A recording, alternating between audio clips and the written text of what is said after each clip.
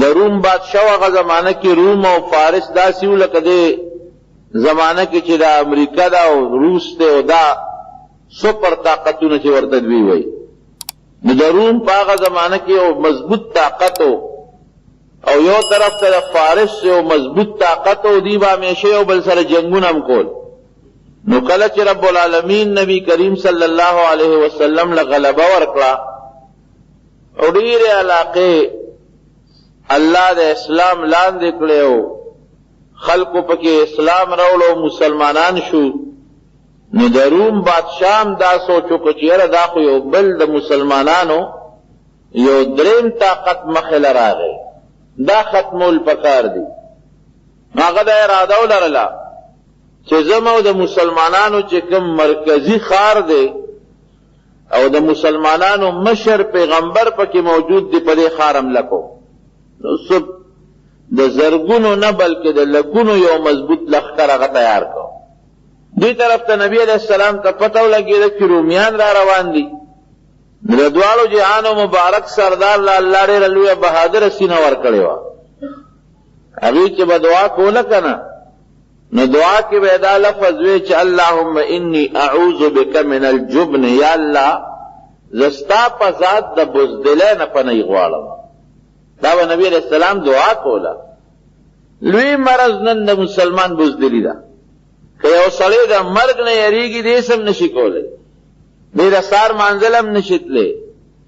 دې په ګرمۍ کې هم جومات ته نشي تلی او دې په یخنۍ کې هم نشي تلی. هله په سر وار وخت یو بوت سوري چې خدای که دا کارو شو خو مړ بشم، که دا شو مړ بشم، که یخني مې زیاته شو، که ګرمي مې زیاته شو، دشمن مې دی او دا دی واغه دی، دې سم نشي کولی. کافر سره جنګېدل او جهاد خو ډېره لویه خبره ده، لکه هغه د مرګ یره پرته ده. او که د انسان دا یقیني چې د مرګ دپاره یو خاص ورځ او وخت مقرر دی، نه مخکې کېدل شته او نه وروسته کېدل شته، بس د زندګي مضبوطه شوه. زندګي د یرې او د خطرې نه ده. نو نبی کریم صلی الله علیه وسلم د الله نه دا سوال کوه، یا الله زه ستا په ذات پنۍ غواړم او امن غواړم د دې نه چې زما په زړه کې یره ني، بزدلي ني، کمزوروالی ني. نو چې کله پیغمبر علیه السلام ته دا معلوماتو شو، نو صحابه راغون کړل، وی چې دوی مونږ پسې راځي او په مونږ حمله کوي، مونږ ورپسې ولې ونه ځو؟ ډېره ډېره بهادري وه، مونږ به لاړ شو ورپسې. خو د الله فضل په دغه زمانه کې د مسلمانانو تعداد هم ښه کافي و، ښه لوی تعداد د مسلمانو، زرګاو ته رسېدلی و د مسلمان تعداد، لک ته تقریبا قابو شوی و. خو نبي علیه السلام اعلان وکړ کولاو، سفر هم لرې و، ځکه روم ته تللو ډېر لوی مزل و. نو نور کله چې به پیغمبر علیه السلام په یو سفر باندې ته، نو صحابه به خاص پرې کړل او عام خلک به صحابه به نه پوهېدل چې دشمن ته پته ونه لګي. او دا د جنګ طریقه کار هم چې په کم قوم یو حمله کوي، نو که هغوی ته تعال ووایي چې د در علم، نو بیا خو قصه هغه هم ځان ته تیار کړي. او دا خو ډېر لرې سفر و کافي، بل ګرمي هم ډېره زیاته وه او د مسلمان تعداد هم زیات و. نو پیغمبر علیه السلام خبره پټه او نه ساتله، بلکې کھلا اعلان یې وکړ چې مونږ روم ته ځو، د روم بادشاه په مونږ د حملې اراده کول غواړي، مونږ یې مخې له ځو. نو که کوم مسلمان مونږ سره ځي، نو را سره دې لاړ شي. نو دې کې یو درې صحابه کرام نه دي شریک شوي،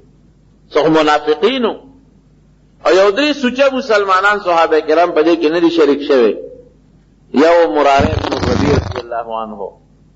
یو هلال ابن امیہ رضی الله عنه، او یو کعب ابن مالک رضی الله عنه، درې صحابه کرام. مراره ابن الربیع رضی الله عنه چې دما خو باغ کوو، د کجورو باغونه مې پاکو. مالک سوچو کو چې دینه مخ کتاب په ډېرو جنگونو کې شرکت کړی دی، دا یو پکې نه صحیح. او هلال ابن امیہ وی چې زما رشتہ داران راغلي په دغه ورځ، ټول لونه او خویندې را جمع شوي. ما وی چې ما هم د دې نه مخکې په ډېرو جنګونو کې شرکت کړی دی، زه خیر دې کړی یو کې شرکت ونه کړم. او کعب ابن مالک رضی الله عنه فرمایي چې زه دومره مالدار چرتم نوم لکه په دې ورځ چې څومره مالدار وم. نورو جهادونو کې ما سره څاروي نو، په دې کې ما سره 2 خانې وي. او چې کله نبی علیہ السلام اعلان وکړ، پیغمبر علیہ السلام چنده موله غوښتې وه. صحابه کرامو چې څه وس کېده رویړه میدان ته.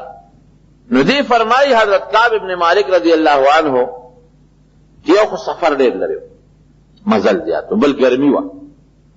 او بل په مدینه منوره کې د صحابو باغونه هم پاخو. نو د کجورو خو یو مخصوص وخت دی چې کجوره پخه شو او دې نشو کولی او ودړېدله خو بس کال ته به بیا ګورې د خلکو باغونه هم پاخو.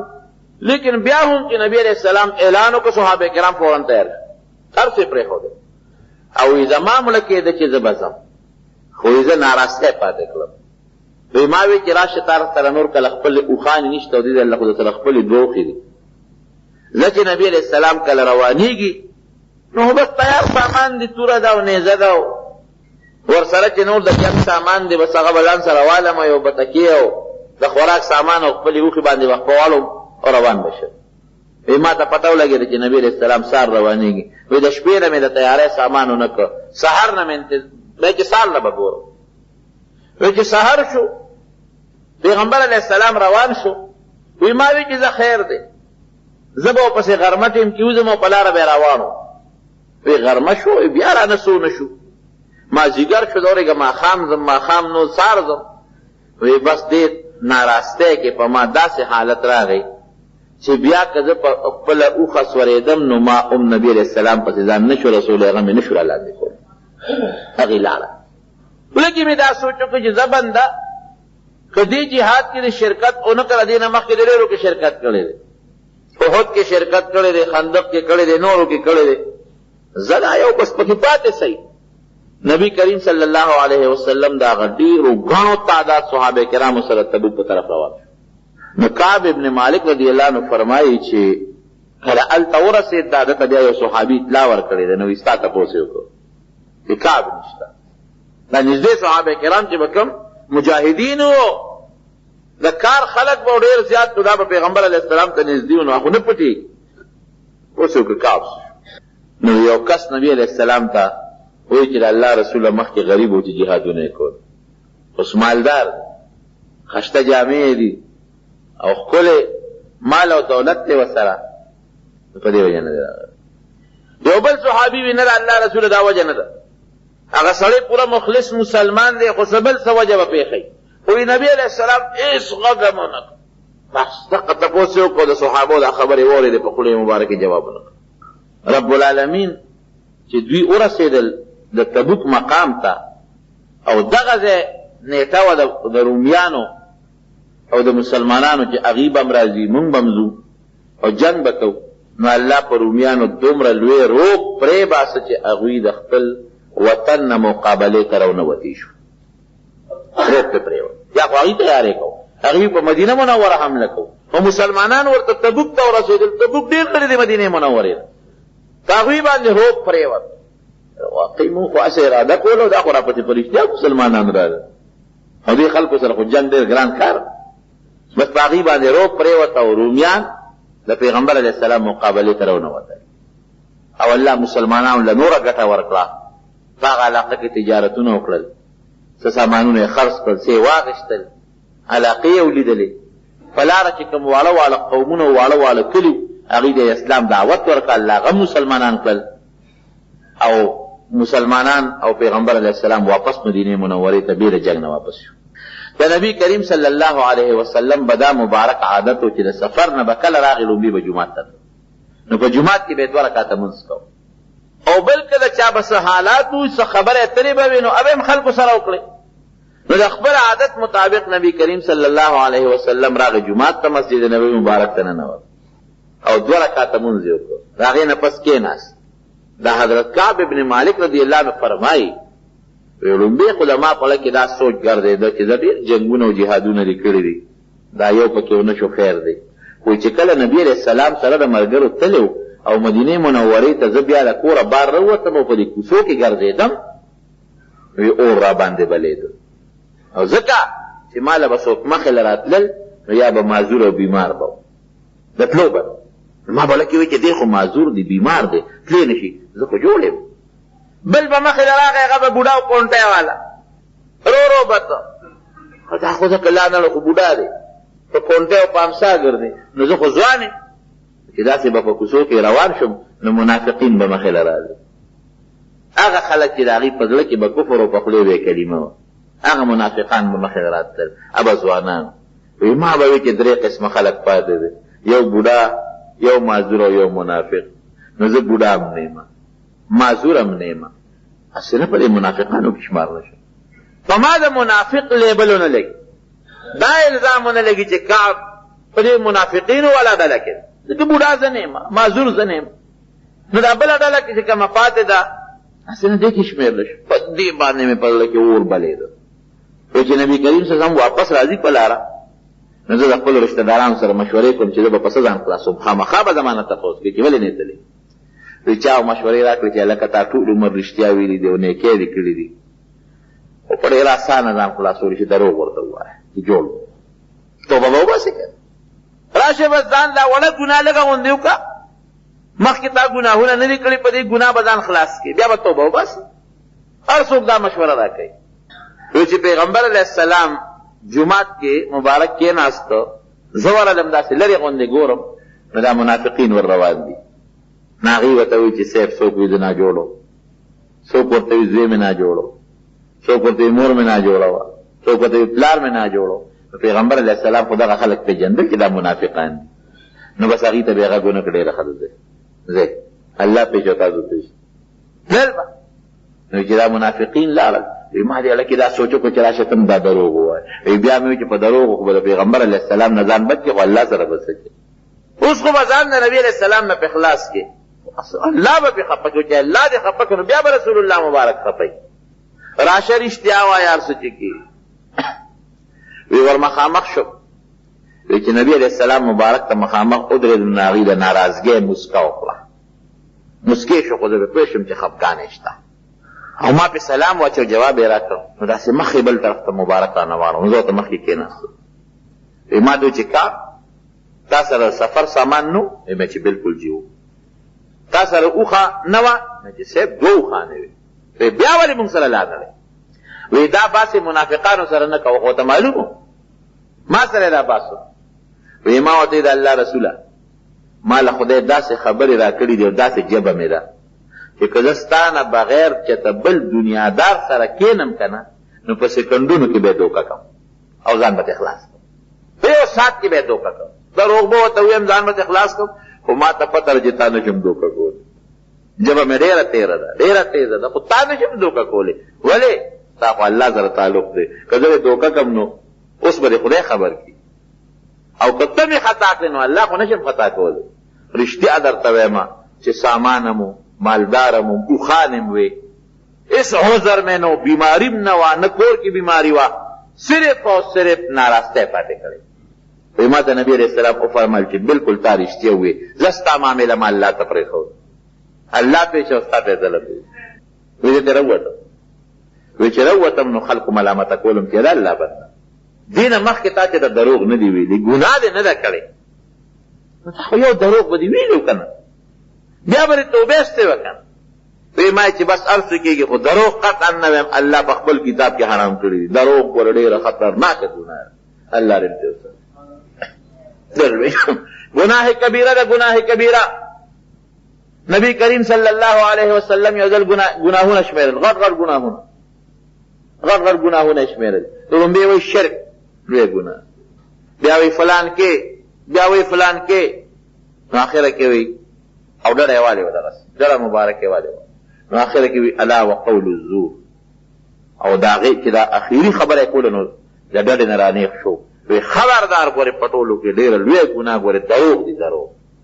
او رانیغ کېناست مبارک او بیا وی الا وقول الزور، الا وقول الزور، الا وقول الزور، خبردار ګورې دروغې خبرې، دروغې خبرې، دروغې خبرې، بار بار وي. صحابه کرام فرمایي د دروغو خبرو له نبي علیه السلام دومره زور ورکړه چې دروغې خبرې لویه ګناه ده، دومره زور یې ورکړه چې وي مونږ پرې رحم راغی چې نبي علیه السلام به ستړي شي، یره که چپ شو نو ښه. بار بار به دا لفظ وي چې ګورې لوی ګناهونو کې غټه ګناه دروغ خبرې، دروغ چې دي دا خطرناکه ګناه. دروغ مونږ څه له وایو؟ دې دپاره ویم چې دا ملګری خوشحاله شي،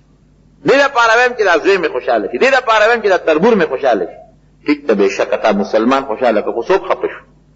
الله. الله دې ولې خفه کړه؟ پاکه او رښتیا خبره کوه،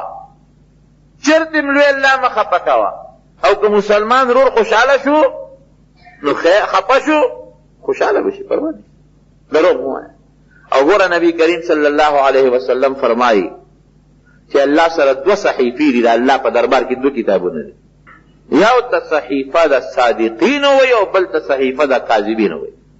وی همیشه یو سړی رښتیا وي بیا رښتیا وي بیا رښتیا وي او چې یو څو ځله رښتیا وي نو الله فرشتو ته حکم وکړي چې د صدیقین او صادقینو کوم رجسټر دی په دې کې ول نوم ولیکي نو بیا چې دې فرشتو کې یا په الله سره په دربار کې یادېږي نو دا ورته دا نه وي چې فلان کې وایي فلان کې رښتونه که الله د ده نوم اخلي فرشتو ته نو فلان کې رښتونه که فرشتې یو بل ته نوم اخلي نو فلان کې رښتونه فلان کې رښتونې ناجوړه دی فلان کې رښتونې مړ شو فلان کې رښتونې داسې دی فرشتې فرشتونې یادې او چې یو سړی دروغ وایي یو ځل دروغ وایي خیر دې ګزاره ورسره بیا دروغ وایي خیر دې ګزاره ورسره بیا وایي ګزاره ورسره خو چې دا په څلورم ځل یې وایي نو رب العالمین هلته اعلان وکړي د دروغجنو په رجسټر کې وله نوم درج کړي نو چې الله یادوي نو بیا څه وایي فلان کې دروغجن فرشتې چې یادوي فلان کې دروغجن فلان کې دروغجن مالدار شو فلان کې غریب شو فلان کې ناجوړه شو فلان کې باندې مصیبت راوله او فلان کې خوشحالي راوله او فلان کې دروغجن بس هغه د الله او د فرشتو په نزد د هغه لقب او د هغه نوم دروغجن وګرځي دا زه نه ویم نبی کریم صلی الله علیه وسلم فرمایي قطعا دروغ مو وایه یاد ساتئ چې کومې سختۍ د آخرت د انسان مخې ته را روانې دي او کوم تکالیف را روان دي مخې ته د هغې تکالیفونه او د هغې سختونه به مونږ په څه ځان خلاصوو هغه څیز چې په هغې مونږ الله خوشحاله کړو او د پروردګار د قهر نه او د غضب نه پې ځان بچ کړو هغه څه څیز دی نو دې آیات کې الله هغه څیز ښیي هغې ته ویل کېږي خوف الهي د الله یره په دې زړه کې راوستل ځان ډېر عاجز او کمزوری ګڼل او د رب العالمین قدرت او طاقت د خپل ځان د پاسه هر وخت کې ګڼل دا د انسان د کامیابۍ او د الله د رضا یو ډېره اسانه لار ده وروڼو الله فرمایي چې د چا په زړه کې دا سوچ راغی دا فکر راغی چې یو لویه ورځ را روانه ده او په دغه ورځ کې به زما د الله تعالی سره ملاقات کېږي او چې څه مې ښه کړي دي او که مې بد کړي دي د هغې انجام به ما ته میلاویږي دا سوچ او فکر او خیال چې د انسان په زړه کې راغی بس دا کامیابي ده دونه غټه کامیابي بله نشته که تکلیف او که خوشحالي وي نو هم برې دا سوچ په زړه کې وي که غم وي بعضې وخت کې زموږ مسلمانانو باندې خو که تکلیف راشي نو فریاد شروع کړي او که خوشحالي راشي نو الله هیر شي نه په دواړو صورتونو کې به د الله غیره او د رب العالمین هغه قدرت او د الله هغه طاقت پر خپل زړه کې هر وخت حاضر لري دې مشران خو اورېدلي دي او لږ لږ ملي دي تاسو به دا کم د زیاتو نه تاسو به پوره دي د شپې به بېغمه ناست د ورځې په جومات کې ناست بېغمه به ناست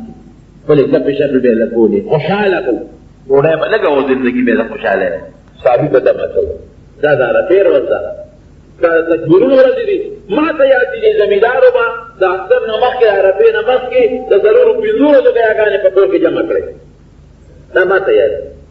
نن هغه شیونه اختر په ورځ مازدیګر په دې کوزه کې او بیاګانې دي یعنې د الله د عبادت ته مونږ خلقو شا کړه نو الله مونږ په کړاو کې ور واچولو کم از کم د جمعې ورځ به یې لکه دمه تېره کړه د عرفې ورځ خو به یې دمه تېره کړه د اختر ورځ به یې دمه تېره کړه د تکبیرونو ورځ خو به یې لکه دمه تېره کړه که د جمعې په شپه دا چې د عبادت شپه د عبادت په دې شپه الله ته کوو د جمعې په شپه خیرات به لږي جومات ته طالب ده جمعې په شپه جوماتونو له خلکو څومره خیراتونه وړل او د جمعې په شپه به د الله تعالی عبادت دې خلکو څومره کوو او د جمعې په ورځ بالکل جومات کې نقص به ناستو ښکلې مزېدار سپین پټکي به یې واجو ما ته د دې جومات ته مشران یاد شي او خشته خلکې او مزېدارې جامې به جوړې وې د وخته به راتلل او په جوماتونو کې خپلو جوماتونو کې به ناستو د جمعې مانځه ته رزق یې کم او خوشحاله پکې دنیا ژوند دی د خوشحالۍ او دمه به مزې به یې کول مونږ الله ته شا کړه نو خدای پاک وایي چې رزق خو دې ډېر دی پیسه خو دې ډېره ده خو شا به د اختر پر ورځ باندې نه پرېږدم او خپلې مزدورۍ پسې منډې تړلی وی دا خو زمونږ کلاو شو که نه یوازې پیسه ګټل خو نه دي د عرفې پر ورځ به هم منډې وي د جمعې پر ورځ به هم منډې وي بس پټ لري دا مخلوق نو د جمعې دا روز زموږ د عبادت لپاره ده اوس الله ولا څونه لوی مقام ورکړه د جمعې د ورځې د جمعې د شپې له نبی کریم صلی اللہ علیہ وسلم فرمائی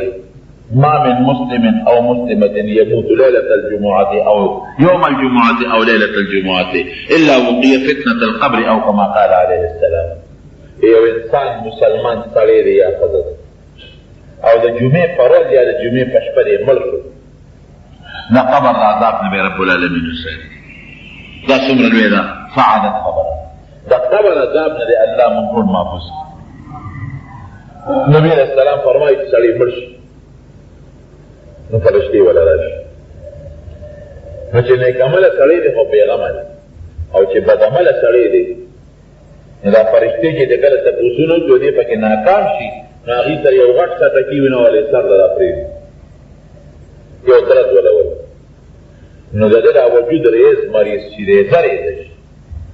او دی یو دامره چغه وایي چې د ده نه ګیر چاپېره څومره مخلوق دی بې د انسان او د فیلي نه ټول یې اواز اوري ټول یې اواز اوري او دا ځمکه پرې راجوخته شي نو پیغمبر علیه السلام مبارک دا ګوتې داسې کړئ وي دا پوښتۍ وله په یو بل کې ومنډي او ماران او لړمانان پرې راخواره شي نو کم از کم او یو په یو روایت کې شپږ شلې په بل کې یو کم سل ماران زه او یا به والي او یا ماران پې راغوټه شي او هر یو مار په لکۍ هم ټک چلی او په سر باندې هم ټک چلی او نبی علیہ السلام فرمایي دومره خطرناک ماران دي که د دې مارانو یو څاڅکې زهر دي دنیا ته رالل دا ټول شنه بوټي به اوچ شي او د دنیا یو مار کې یو سړی وخوري نو د هغه د زهرو یو شواروز تیزي وي شواروز کې سړی یا رو پر دی مړی کې خو که شواروز تیر شو نو بیا سړی نه مري بیا ورو اثر کمیږي او د اخرت مار چې یو ټک چاله ورکړي د هغه زهر به اویا زره کاله په تیزۍ کې به روان الله دې مسلم دا ماران پې ونښلي لړمانان پې ونښلي هغه فرشته پنځه ته هغې سر له درد ورکوي ځمکه پې راجوخ کېږي چینجي پې ونښلي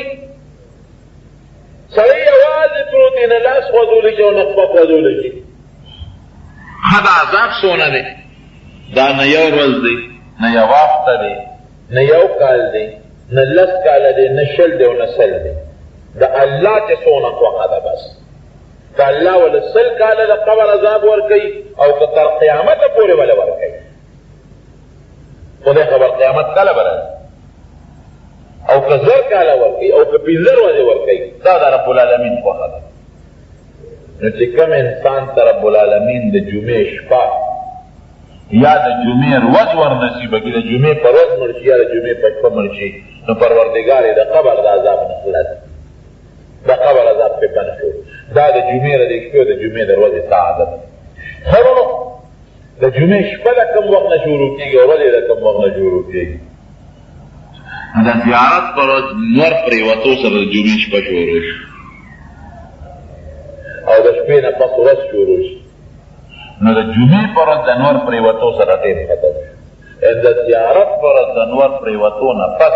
د جمعې د ورځې د نور پرېوتو پورې دا یو شوارو ټیم دا د جمعې ورځ د جمعې شپه شوه چې دې کې سا وکېږي خېدو له اثبات نشته که یو سړی د جمعې په ورځ باندې مړ شو د مانځه نه پس او د قاضي په ورځ یې ښخ کړي نو پروا نشته د جمعې نه نه وځي خو خدا نه چې زر دې مسلمان ښخ شي خو د جمعې نه نه وځي دا سا وتو له اثبات دا د جمعې د ورځې د جمعې د شپې هغه فضیلت او برکت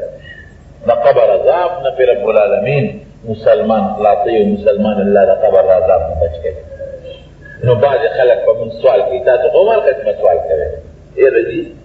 دا پلان کې خو د جمعې لیاق نو خدای وله جمعه ورکړه بعضې خلک دا سوال یره جي پلان کې د جمعې لیاق نو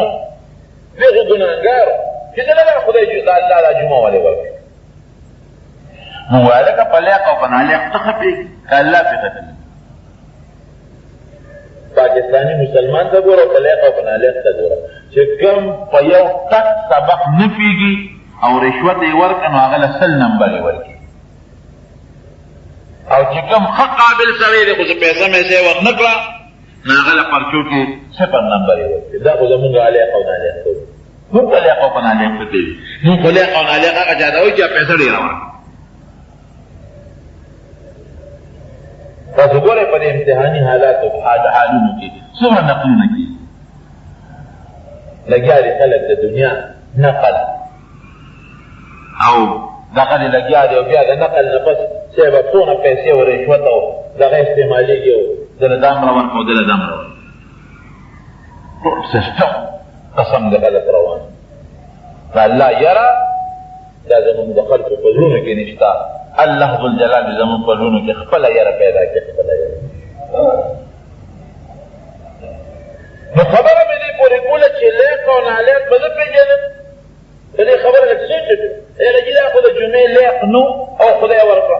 زه خدای بنده په دې خبره دې سوچ وکړه ته په خدای اعتراض کې یعنې خدای غلط کار وکړو الله غلط کار وکړو دې لیق نو الله وله جمعه ورکړه نو الله ته یې د غلطه نسبت وکړو توبه وباسه خو خیر زه بیا ورته یو جواب هم وکړو د رب العالمین رحمت به مونږ منو بعضې وخت یو انسان یو کار وکړي ډېر راپورټې کار خو هغه دومره مزېدار کار چې الله پې خوشحاله شي لکه زما زوی دی مثلا زه دې خفه یم بعضې وخت کې داسې یو کار وکړي چې زه پې خوشحاله شم یم راشه بچې دا انعام واله تاله د انعام درکړو یا په سکول کې یو هلک روانې به کوي بعضې وخت کې داسې یو کار وکړي چې د سکول د استاد او د هیډماسټر زړه ښه شي راشه هلکه تاله د انعام درکړو نو بعضې وخت یو راپورټې کار یو انسان وکړي یو سړی یو بزرګ په خوب کې ولیده او ډېر ګناهګار چې په خوب کې ولیده دا بزرګ ته تپوس کې وي الله سره څه وکړل وی الله وبخښه هلکه ته خو ډېر ګناهګار وې د الله بنده یو ګناه دې نه وه پرې خیال یې کوله الله څنګه وبخلې وی چې کله زه مړ شم او الله ته ور مخامخ شم وی ما مې چې الله ته به راته ځکه ما خو ډېر ګناهونه کړي وی ما ته رب العالمین وفرمایل چې بنده تا خو واقعي ګناهونه ډېر کړي دي خو یو وخت کې زما د پیغمبر سنت په ډېر شوق جمع کړي دي په ډېر شوق نو د هغې سنتو د برکت نه چې دا کوم په شوق جمع کړي دي دا ما وبخلې راټوټې سنت څه دي هغه دا دي چې زمونږ په حدیثو کې راځي چې کوم سړی انټو شي وکړي که نه پرنجه نو دې دې ووایي الحمدلله خدای تعالی حمد دی او دا الحمدلله ولې دا ځکه وایي چې سړي دا انټو شي وکړي نو یو خو نه د دماغو نه دا ګنده رطوبت دا راوځي د نزلې اثر دی الحمدلله خدای تعالی شکر دی چې دې ګنده دې خلاص کړو دویم دا انټو شي چې کوي دا لیونې نه کوي لیونې چې هم انټو شي نه کوي دا روغ سړی دی شکر دی خدای لیونې نه یم روغ یم او دریم دا چې دا انټو شي وکړي که نه دا شکل روان شي بلکل تاسو شیشه کې دغې وخت کې ځان ته وګورئ ځان نه به ویرېږئ د انټو شي وخت کې دا پوزه یو طرف ته لاړه شي او دا سترګې په بل طرف شي او دا خولې په بل طرف شي دا شکل یې بلکل داسې شي لکه د پیري غوندې ته د انټو شي وخت کې یو انسان ته ګوره که نه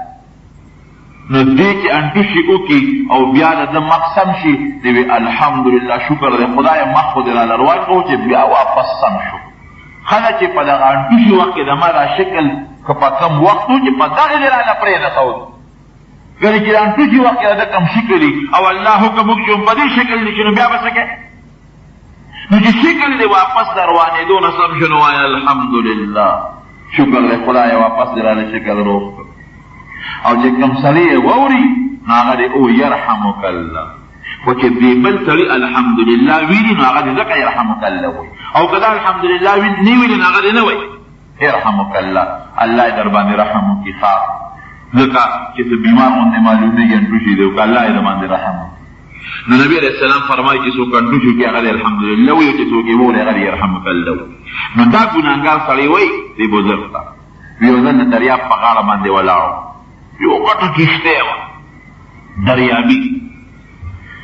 وایي هغه دریابي غټه کښتۍ چې کومه وه انګوټ ورته وایي دا دریابي بحري بیړه چې کومه ده چې دا پخوا پکې اجیان حج ته کوي نو هغې کې یو سړي انټوشي کولو د کالکې نه سر د شیشې نه رابار کو او انټوشي وکړو او وی الحمدلله وی ما وی کېره د پیغمبر علیه السلام په سنت عمل کوم یرحمک الله ویل پکار دی نو وی ما وی چې دا یرحمک الله داسې وخت ویل پکار چې هغه خو یې ووري که نه ځکه یرحمک الله دا معنی چې پتا دی الله رحمو نو چې اوس پتا رحمو چې الله ورته ویل پکار نو یو لاک ولاړو وله کښته ما ورته آواز وکړې دې خورا شه لږ هغې غټې بحري بیړۍ پورې ما په څو پیسو بولې په څو به مې راولې په دومره پیسو د دواړو طرفو کرۍ مې وله ورکړه کښتۍ ته وختم او نیغه هغه ځکه دا بحري بیړۍ دا غاړه کې نه شي ودرېدی دا منځ کې ولاړ نو چې دا لږه لرې د غاړې نه هغه کښتو ورکوټې لاندې مې په کرۍ ونیوه هغه کښتۍ نه مې ځان ورسو بیړۍ له ور وختم چې وختمه تپوس مې وکړو چېرې دې چت نه اوس چانټو شو که څوک و سړي به دا ما وکړو ما غوږ ورنږدې کړ ما ورته چې یرحمک الله خدا دې الله رحم هلکه دا ولې چې ما د پیغمبر علیه السلام په سنتو عمل کو بس نبی علیہ السلام فرمایي چې يرحمک الله چې څوک د بل هغه انټوشي اوري نو دی يرحمک الله وایي نو ما يرحمک الله د تا ته په خوا کې وي چې ستا مخکې ووایم بیا لاړه په خپل لج کې واپس ته وی رب العالمین ته چې ور مخامخ شومه نو پروردګار وفرمایل چې ای بنده ګناهګار خو ډېرې خو یو وخت کې دې په ډېر لوی اخلاص او په ډېره مینه زما د پیغمبر علیه السلام په یو رکوټې سونه ډېر ښایسته عمل کړی دی د هغې د برکت نه مې وبخلې زه جنت ته په لږ عمل الله باندې وخت کې خوشحاله شي او د پیغمبر علیه السلام په سنتو عمل کول او بیا دې زمانه کې چې د پیغمبر علیه السلام په سنتو عمل وکړي چې سنت خلکو پرېښي دي نو تعالی به الله د سلو شهیدانو اجر او ثواب درکړي نو دا مې دې پورې وي چې بعضې وخت کې خلک دا سوال کوي یاره دې پلانکي له خدای دا جمعه ولې ور دې خو له دې لیق نو نه دا لیق دي د یو عمل داسې کوي چې په هغې رب العالمین خوشحاله شوي نو زه دا یو اجر خدای ورکړي چې زه د قبر د عذاب نه خو بیا وساتم یا آخرت یې پېښه او کار یې پېښه خو چې د قبر دا لومبی بختوړی د سړي بختوره شي انشاءالله چې وروسته آخرت به یې بختوي نو د جمعې ورځ باندې دا رب العالمین عبادت کوي د شپې عبادت کوي د جمعې په شپه او د ورځې عبادت کوي او خصوصا دا د جمعې د ورځې د مانځه عبادت دې له خامخا زور ورکوي وختي راځي یا که نورو جوماتونو ته دی نو وختي دی خپل خپل جومات ته چې د لومبي بانک سره متصل تا به جومات ته رسېدلی او ما درته ووایي چې د هغې هغه اجر او ثواب هم درته وښو چې کوم نبي کریم صلی الله علیه وسلم فرمایلی دو کې چې رب العالمین موږ له توفیق راکړي د جمعې د منځونو او چې څومره هم کړي دي رب العالمین د ټول منځونه موږ له قبول کړي او الله یې د نورو منځونو توفیق راکړي الله چې څومره مردګان وفات دي ټول مغفرت نصیب کړي زمونږ په دیدارآباد کې دا زرباچا دي پلار مو هغې ته هم دوکې چللی وبخي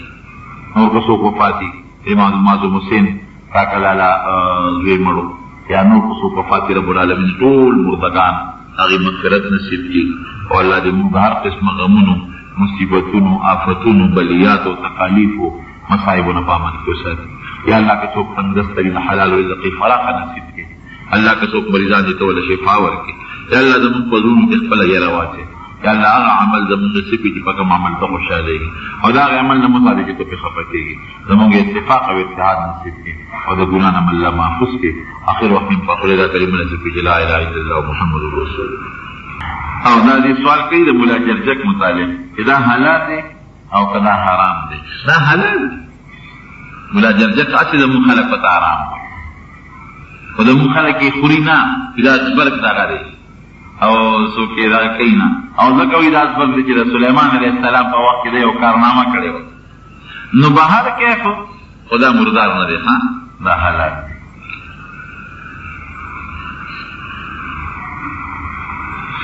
دی وایي چې په باتروم کې کموډه او دا دغه وي دا لوی اودس ماتې دی او دا بیرسن چې کوم کې اودس کوي نو دې کې دعاګانې ویل څرنګې دي نو ویلی شي پکې خو پاک ځای وي هغې باندې خو چې اوبه سړی ور واچوي نو هغه اودس ماتې لاړ شي ختم شي نو خیر که ته پکې دعاګانې وې نو ویلی شي هغه چې کوم وخت کې سړی اودس ماتوي یا د ګندګۍ په ځای کې وي نو بیا د الله نوم اخیستل نه دي پکار خو دا خو نن سبا داسې وي چې د کوډو نه زیاتې پاکې وي خو موږ یې ور واچوي صفا شي پاکې شي